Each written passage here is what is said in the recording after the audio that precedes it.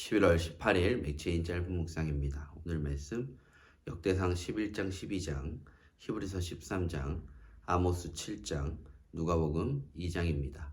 오늘은 행실의 결말을 주의하여 보라 라는 제목으로 짧은 묵상을 나누겠습니다.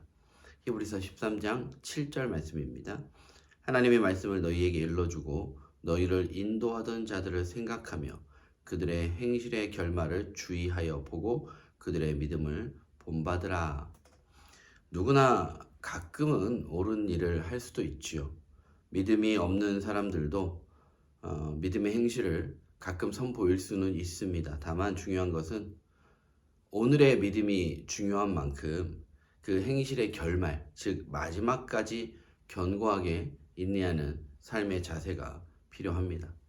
그래서 우리가 본받을 믿음은 지금 이 시대를 살아가는 믿음의 사람들도 있겠지만 믿음을 지키고 끝까지 승리한 그 삶을 살아낸 믿음의 선진들을 통해 주님을 보는 것이 더 분명하고 확정적입니다. 오늘 이 내용을 가지고 다윗에게 기름 붓는 사건에 대해 생각해 보고자 합니다. 역대상 11장에는 다윗에게 기름을 부어 이스라엘의 그 왕으로 세우는 장면이 나옵니다. 이 사건과 관련해서 우리가 생각할 것은 다윗은 이미 사무엘을 통해 오래전에 기름 부음을 받았지요. 그런데 유다 족속이 그를 세울 때도 그렇고 또한 이스라엘 전체가 다윗을 왕으로 세울 때도 기름을 붓습니다. 사무엘을 통한 하나님의 기름 부으심이면 완전한 거 아닙니까? 반복하여 사람들의 기름 부음이 필요할까요?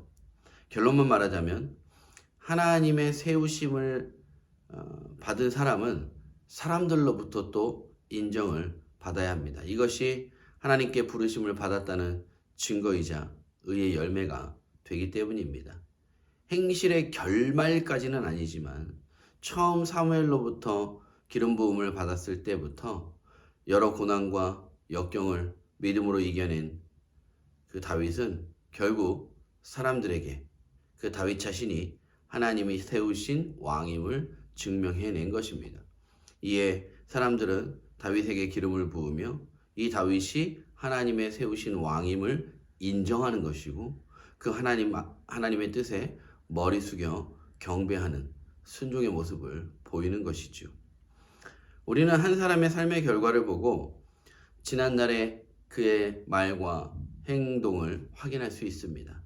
아무리 훌륭하게 목회했더라도 아무리 남들 보기에 좋은 삶을 살아냈더라도 그 마지막이 욕심이거나 음란, 부패라면 결국 그 사람은 자기 자신을 위해 달려온 것입니다.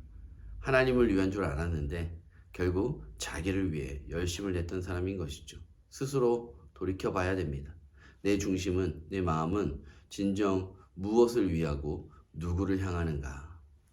또 한 가지 생각할 것은 하나님의 뜻과 하나님과 동행하는 사람을 보았다면 주저하지 말고 함께 할 수 있어야 합니다.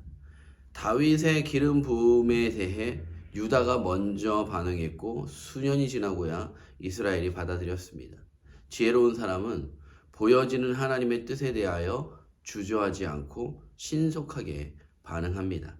이 세상 것에 어떤 것에도 미련을 두지 않습니다. 우리의 신속함은 오직 하나님의 뜻을 깨닫고 하나님과 동행하는 그 사람과 함께하는 믿음의 반응에 있어야 되는 것입니다.